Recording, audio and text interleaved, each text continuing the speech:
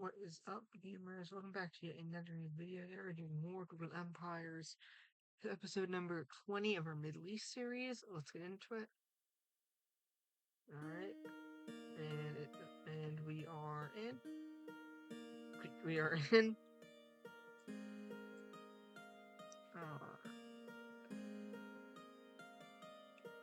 Okay, hold on. Let me just,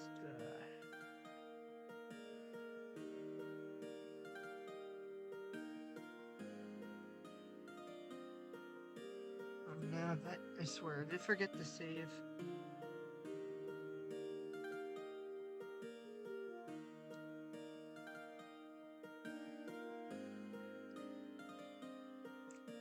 I forgot to save. Are you serious? Alright. That's great. I wasted I spent 20 minutes recording a video for this series and it didn't save. That's just great. Ethiopia will start attacking the Quadruple Kingdom, and the reason is because Ethiopia realizes that they will annex us. They will start an invasion, and then Egypt will realize, you know what? They're busy. Why don't we attack them? And then Caucasia realizes, well, we can't let these guys dominate us. So they will also declare war. At this point, a huge new war has started. The Caucasian will unite with the Anatolians, and they will then subjugate the Turkey under their control. They then subjugate Egypt. Okay, I'm just kidding. I'm just kidding. Let's just reload. Let's save and yeah. We're not doing that. We're not letting the Caucasians just completely take over the entire world. Because that would be incredibly boring. Okay, let's get back to it. So as I was saying, yeah, the group can get really. The group can gonna get into a war, and we'll see the implication of this. They will build a fort, and they will launch a surprise attack on the capital. And this attack will become known. They also unite with Ethiopia. It will become known as the attack on Katsium Port. Are you serious? Really? Okay. Really, guys?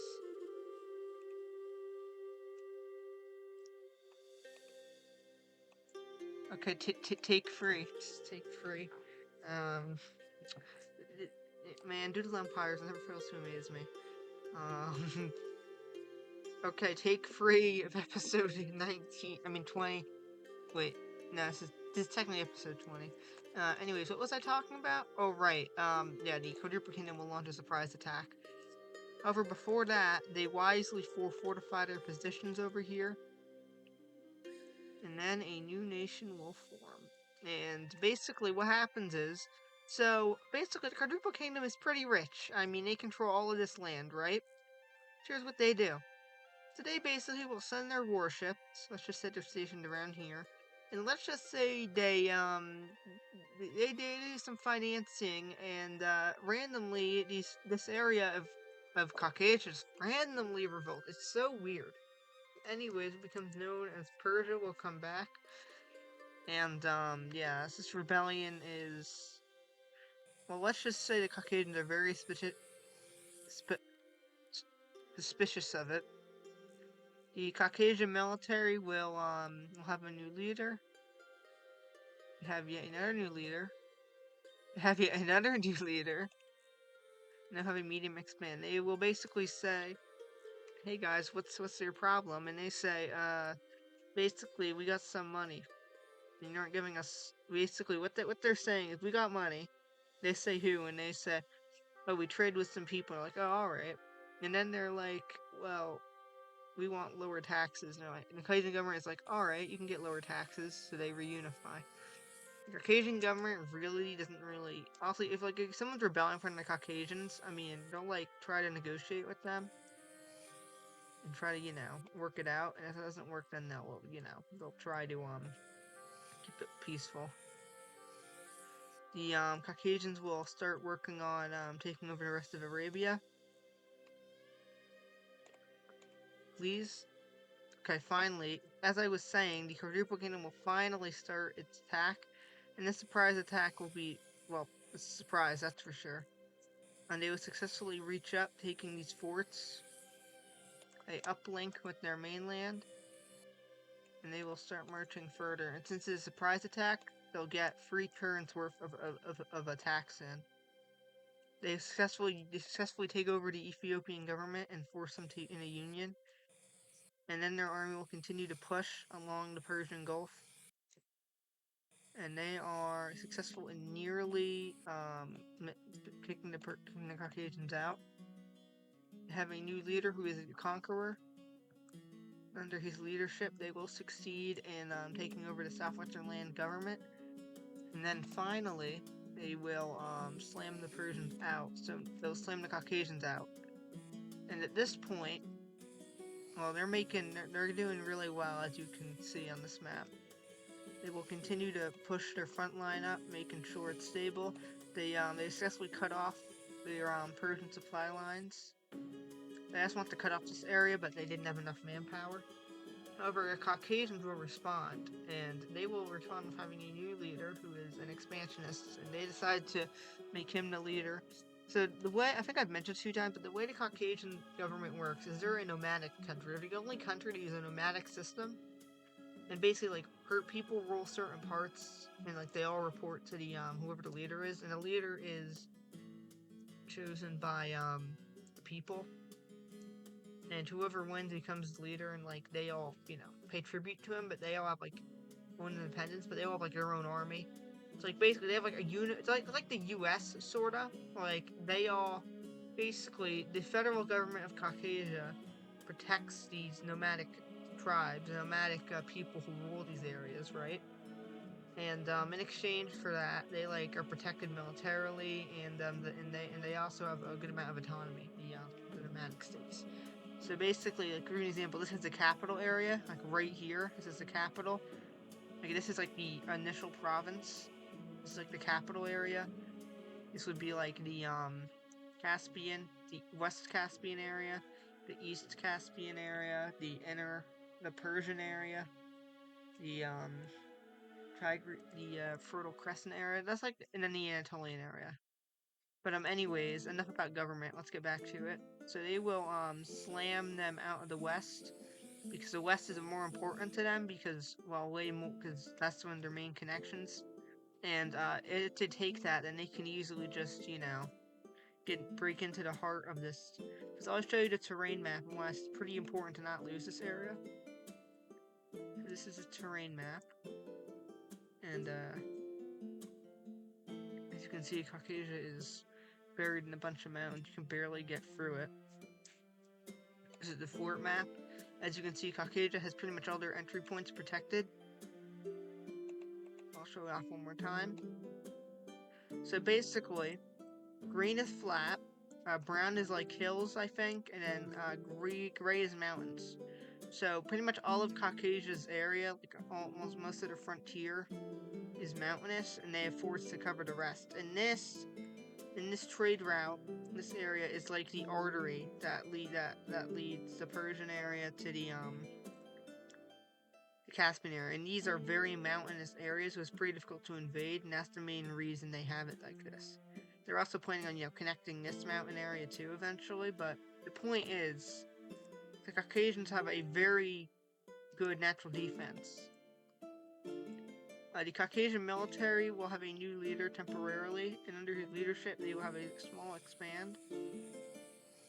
They will successfully take over a fort, and they will get closer and closer to liberating all of Persia. Grateful Kingdom will adopt a religion. We don't care about that. You know what? Let me just turn off the age temporarily, just so we can focus more on the war. But anyways, the quadruple monarchy will continue to march onwards. They will cut off Persia yet again. So now their plan is to cut off this area, but they are not successful with enough manpower. Caucasia will respond, and they will slam the spearhead out. They will retake all the land they had lost. However, the quadruple kingdom will then proceed to cut them off, and this is quite the blow because remember, if the quadruple kingdom is smart, they can easily just do that. The good thing is, pretty much no one knows about this path because it's pretty hidden. The only two nations that really use it are the Persians and the Caucasians, and they're unified now. Because this was hidden on map. Whenever the Caucasians or Persians basically had maps of the world, they always hid this area being part of their territory. They always said it was unclaimed. They also hid the rivers. So basically, what I mean is, if the quadruple kingdom gets up here, they could follow these rivers, right? They'd find this river. I'm guessing these two are connected. You just can't see them, so we'll just say these two are connected. They could follow that river, then they could go up north because I'm assuming they'd have troops. They'd probably see troops near this fort once they got up close, and they realized, oh wait, it's supposed to be important. Then they'd see more rivers, and they then they get to Caspia and go on a terrain map one more time. This is flat. This area is flat, and this is a key Caucasian military strategy is to hold down this area. It's the key choke point. This is the main. This is the core area of Caucasia. Pretty much, they have to hold down these rivers. If they hold these rivers down, then they're basically safe. But the quadruple kingdom is making that difficult. But the Caucasians will found. All right. Really? Okay. Caucasian will found a religion. All right. Let's go with.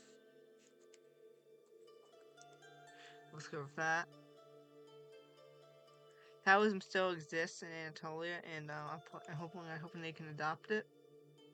And they'll have a new nation. So what happens is basically trying to think what would happen. So basically, the Turks, they want, right, here's what they want. The Turks really want Libya. So they will fund a rebellion in Libya. Oh, I figured I'd mention this, but the Egyptians are preparing to attack.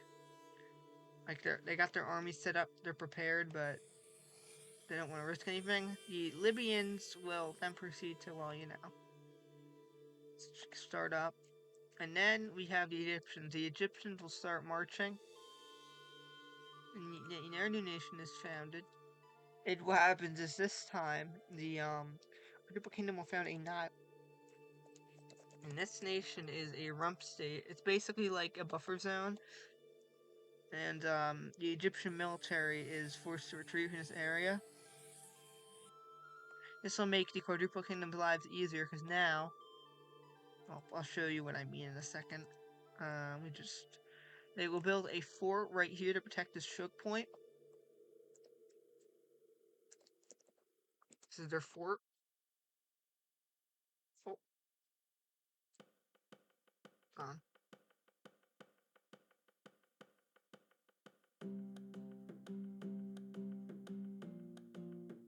Hold on.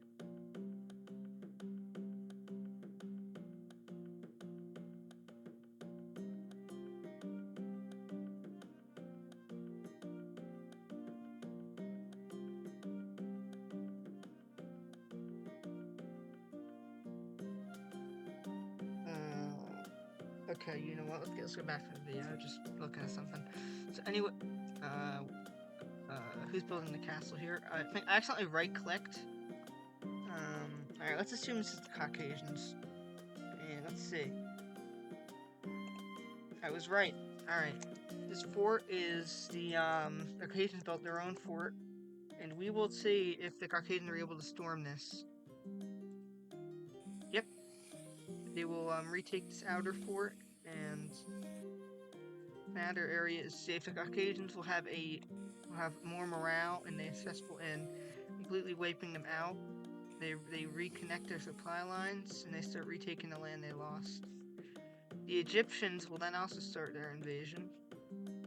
All right, and they will march along, taking this fort in Egypt. And basically the quadruple kingdom wasn't expecting, like they weren't expecting the Egyptians to attack them from here. They were expecting the Egyptians to hold their position and try to attack these guys. However, the Egyptians said, you know what, let's leave them be for now. Let's push into them. So that's what happened. The quadruple kingdom will said, you know what, who should we focus on? So they have two main generals. One general's in charge of Egypt. One general's in charge of the Caucasians. And these two well, they meet up in, like, let's just say here. There's like a bunker here, like a meetup area, right? So they meet up here. It's like a pretty desert land, I imagine. It's probably really hot, but point is, these two meet up. They're like, what should we prioritize? So the general who wants to attack Caucasians, like, we should attack them because, you know, we could take over some land. And they're like, well, if we attack Egypt, we can get some. It'll be easier to attack Egypt because Caucasia is insanely powerful, and plus, how are we able to get to the capital? The king, this guy, you know what? Let me just hold on. Let me just give him the role of king. I almost forgot to. That would have been bad. Let me just king. These aren't scripted. That's the main reason. Anyways, so he's like, well, we should go after Egypt instead, right? So like, all right, but what do we do now? So like, well, why don't we get out of Persia, but we hold down the city, and also we also should hold down this area, so that way we still have the main cities. So like, all right, so the Persian troops will start slowly but surely marching. Oh, okay, they adopt Taoism again. Anyways, the Caucasians will continue. You know, really, guys. As I was saying, the Caucasians will continue their march onwards. And at this point, they're starting to be like, we're facing less opposition. And they're getting worried. The Caucasians will continue to push on until they reach the capital. They are successful in mostly cutting it off. However, they are not successful in fully taking it. They are holding out well. Until they will take to this checkpoint in this fort. And the withdrawal is nearly completed. And this is the new rough border between these two. This is the new front line.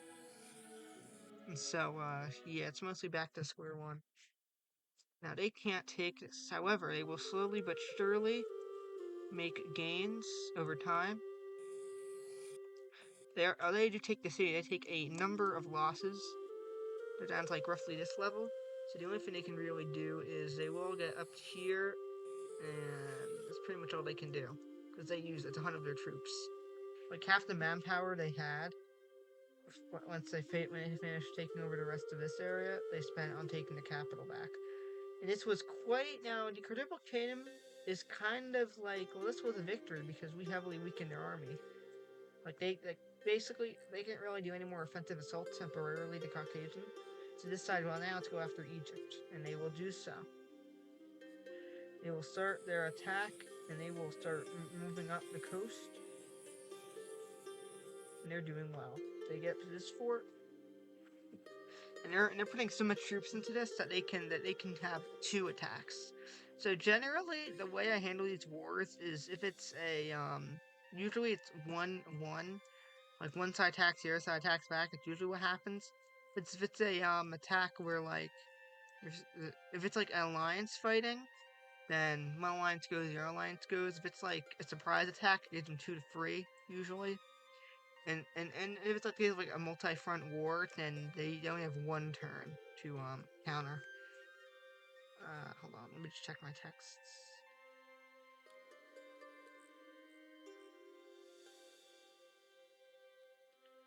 Alright, a new nation will be founded, and basically what happens is, so you know how the quadruple kingdom funded these guys to well, you know, make the Egyptians retreat? Well, they're doing that again. Let's call it Nile 2, and we'll have a name for it. They're pushing the Egyptians back. They have a new leader, the quadruple kingdom, and they will successfully get up this northern fort. And they will then proceed to start taking over this area. This is like a rump state, and they will also push in here. They take these forts that the Yamanis built, as you can see. It's totally crazy that Yamanis used to exist here, with like here. It's so crazy.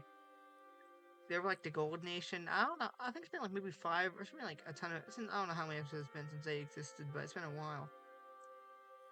Now Egypt decides, you know what? Should we leave the war? Now, so basically, Egypt goes over to Caucasia and they're like, can you please help us? And the Caucasians are like, well, we're kind of busy holding off the quadruple kingdom. And they're like, well, can you please send us like aid or something? And then they're like, you know what? Okay, sure. So Caucasia will start sending aid, and this will allow them to hold the quadruple kingdom off. So let's just say fighting continues in turn 1400, and it becomes a stalemate. And so the Treaty of...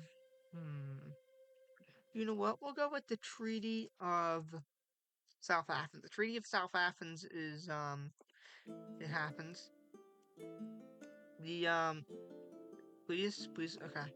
The Libyans will, push. That's all they can do, though.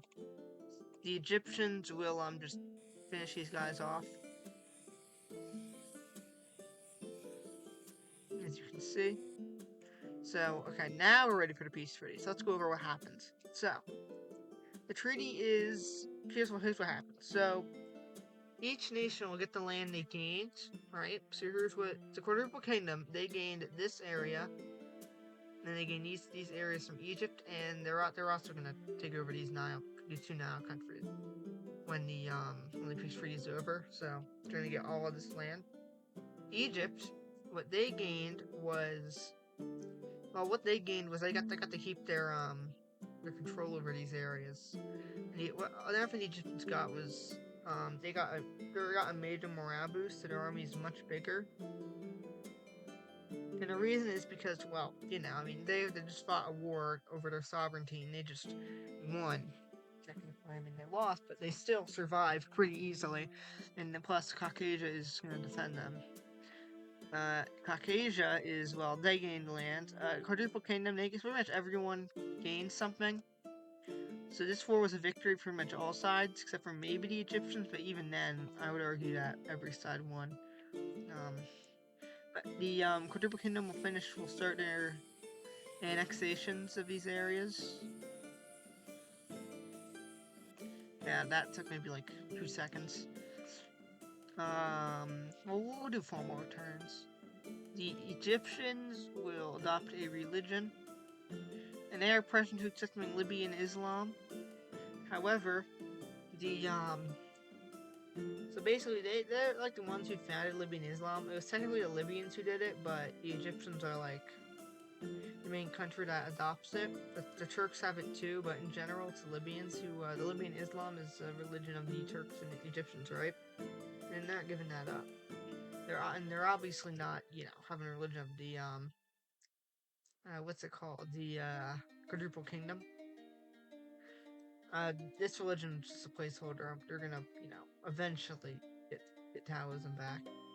Let's see if I can get those odds. You know what? Let me just do that real quick. Hold on. I'm gonna have to adjust these odds in a second. Let's see. Please, can I get adopt religion? Leader, come on. Alright, they get more land. It's just way clearer time to have a religion that isn't the word, the letter D.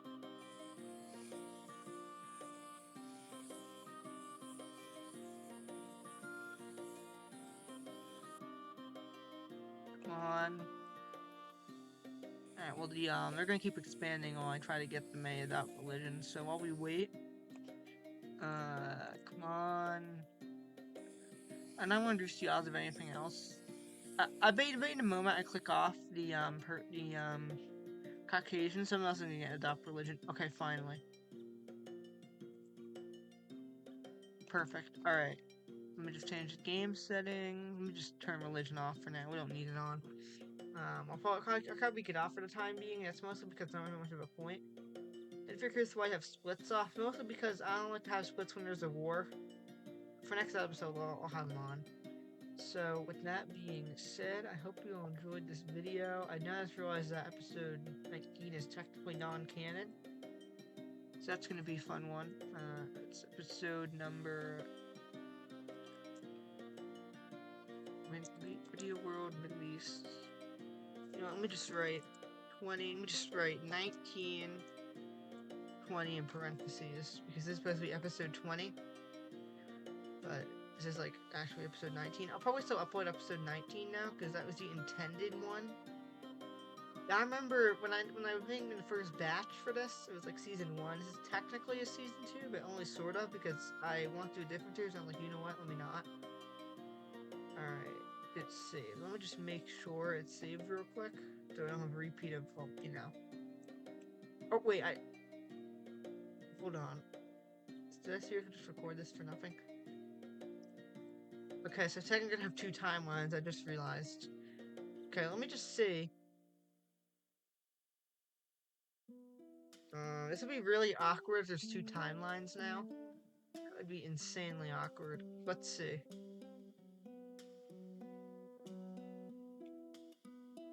Yep. Wow. So I just wasted, I don't know how long making in a second episode.